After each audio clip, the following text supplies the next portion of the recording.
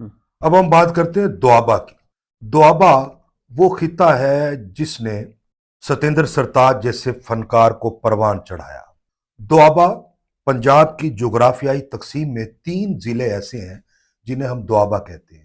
اس میں جالندھر، ہوشیارپور اور کپور تھلا، یہ 3 جو شہر ہیں یہ دوآبا کی تقسیم میں آتے ہیں، یہ پنجاب کی جو ہم جغرافیائی تقسیم کرتے ہیں اس میں۔ دوآبا قدیم عہد سے جو ہے وہ صوفیانہ موسیقی کا مرکز ہے۔ 2 دریاؤں کے درمیان کی یہ جو جگہ ہے یہ قدیم عہد سے صوفیانہ گائکی کا مرکز چلی آ رہی ہے۔ یہاں سے بڑے بڑے گھرانے نکل کر آئے، بڑے بڑے فنکار نکل کر آئے، اور ایسے فنکار نکل کر آئے ہم آگے چل کے ذکر کریں گے جنہوں نے دنیا بھر میں موسیقی کی روایت پر گہرے اثرات مرتب۔ دوآبا کا ایک شہر ہے جالندھر۔ جالندھر میں کوئی 200 سال پہلے ہری ولبھ ایک میلے کا جو ہے وہ آغاز ہوا۔ بابا ہری ولبھ ایک میوزک لور، ایک پرسنالٹی تھی جنہوں نے ایک میوزک کے ایسے میلے کا آغاز کیا جس میں اس دور میں ہندوستان بھر سے فنکار شریک ہوا کرتے تھے، کلاسیکل فنکار۔ یعنی پارٹیشن سے پہلے 1930s میں ملتان سے بھی لوگ جالندھر ہری ولبھ کے میلے میں جایا کرتے تھے۔ تو جالندھر میں ہری ولبھ کے میلے نے کلاسیکل گائکی کی روایت کو مضبوط کیا۔ وہ جو صوفیانہ گائکی تھی جب وہ کلاسیکل گائکی سے آراستہ ہو گئی تو پھر وہاں کے فنکار جو ہے وہ کسی سے سنبھالے نہیں گئے۔ ہم ان فنکاروں کا ذکر کرتے ہیں، استاد مبارک علی خان فتح علی خان، نصرت فتح علی خان کے والد اور تایا، یہ دوآبا کی گائکی کے نمائندہ تھے، یہ وہیں سے نکل کر آئے، اور یہی وہ 2 فنکار ہیں جنہوں نے پنجاب میں قوالی کی سادہ گائکی کی روایت کو گہری راگداری سے آشنا کیا، آراستہ کیا۔ ان کی اگلی نسل میں استاد نصرت فتح علی خان سامنے آئے، انہوں نے جو ہے وہ دنیا بھر میں اپنی گائکی اور موسیقی کے اثرات مرتب کیے۔ ہم نصرت فتح علی خان کو دوآبا کی گائکی کا ہی نمائندہ کہہ سکتے ہیں، بجا طور پر کہہ سکتے ہیں۔ اس کے علاوہ پاکستان میں فلم انڈسٹری کے جتنے بھی معروف میوزک ڈائریکٹرز تھے وہ سب کا تعلق دوآبا سے تھا، سبھی دوآبا کے رہنے والے تھے۔ اس میں سے چند فنکار ایسے تھے جن کا تعلق امرتسر سے تھا، وگرنہ زیادہ تر جالندھر کے رہنے والے۔ جالندھر سے ہی استاد مبارک علی خان جو لاہور میں کچھ عرصہ پہلے وفات پا گئے، ان کا تعلق بھی جالندھر سے تھا۔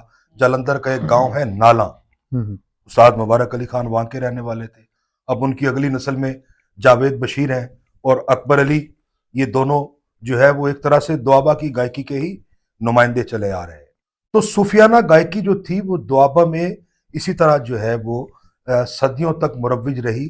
کافی گائکی جب دوسرے خطوں میں کافی جو ہے وہ گائی جاتی تھی تو دوآبا میں اسی طرز کا صوفیانہ کلام جو ہے وہ گایا جاتا تھا جس میں گہری راگداری کے اثرات بھی موجود تھے۔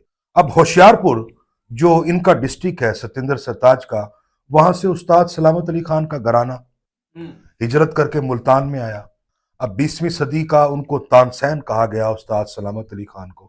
تو یہ سارا یہ جو دنیا بھر میں یہ جو موسیقی کے رنگ ہیں، ان کی اگر بنیاد کی طرف ہم جائیں گے تو ہمیں دوآبا ہی جو ہے نا وہ نظر آتا ہے۔ یہ بھی سارے دوآبا کے ہی جو ہے وہ گائکی کے نمائندہ تھے، اور اتفاق کی بات یہ ہے کہ استاد سلامت علی خان کا گھرانہ جو ہے وہ تقسیم کے بعد ملتان میں آباد ہوا۔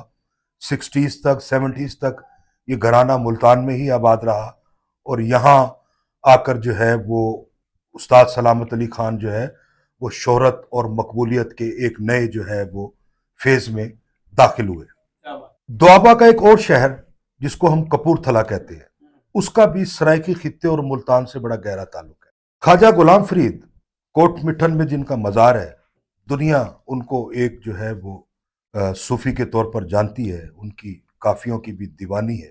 کپور تھلا کے کچھ خان صاحبان یا گانے بجانے والے خاندان خواجہ غلام فرید کے بزرگوں کے مرید تھے۔ تو جب خواجہ فرید صاحب جو ہے وہ سجادہ نشین بنے تو انہی گھرانوں میں سے کچھ لوگ اپنے پیر صاحب کی حاضری دینے کے لیے کوٹ مٹھن تشریف لائے، کوٹ مٹھن حاضر ہوئے، ان میں 12-13 سال کا ایک لڑکا تھا جس کا نام تھا برکت علی۔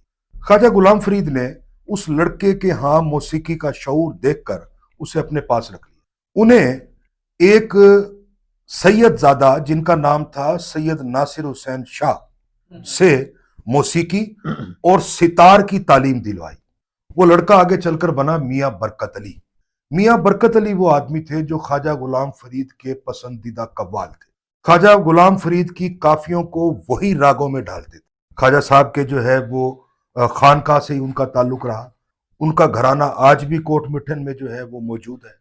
کپورتھلا گھرانے سے ہی پاکستان میں ستار نوازی کا جو ہے وہ بہت سارے نام جو ہے وہ سامنے آئے۔ استاد فتح علی خان بہرے ستار نواز کپورتھلا کے رہنے والے تھے، جن کے صاحبزادے استاد رئیس خان وائلنسٹ بڑے مشہور آدمی ہیں۔ استاد نفیس خان کراچی میں ہوتے ہیں، ستار نواز ہیں۔ تو یہ وہی کپورتھلا گھرانہ تھا۔ اسی کپورتھلا گھرانہ کے ایک صاحب جو ہے وہ تھے جن کا نام تھا سائیں الیاس۔ کپورتھلا میں پارٹیشن سے پہلے سائیں الیاس میوزک کالج ہوا کرتا تھا۔ سائیں الیاس کے خاندان کے جو لوگ تھے وہ بھی ملتان میں آ کر آباد ہوئے۔ ان میں ایک صاحب تھے جن کا نام تھا پروفیسر ولی محمد خان۔ ولی محمد خان سائیں اختر کے استاد تھے، طفیل نیازی کے استاد تھے، اور بخشی سلامت قوال کے بھی استاد تھے۔ یہ گھرانہ آج بھی ملتان میں موجود ہے، لیکن موسیقی کو اب خیر باد کہہ چکے ہیں۔ کپورتھلا گھرانے کے ہی ایک موسیقی کے بے بدل عالم علامہ عتیق فکری، ان کا تعلق بھی کپورتھلا گھرانے سے تھا، ملتان میں ہی رہا کرتے تھے۔ تو یہ وہ دوآبا کی گائکی کے لوگ ہیں جنہوں نے دنیا بھر میں نام کمایا، اور ان کے پیچھے کہیں نہ کہیں ان کے روٹس دوآبا کی اسی صوفیانہ گائکی سے ہی جڑتے ہوئے نظر آتے ہیں۔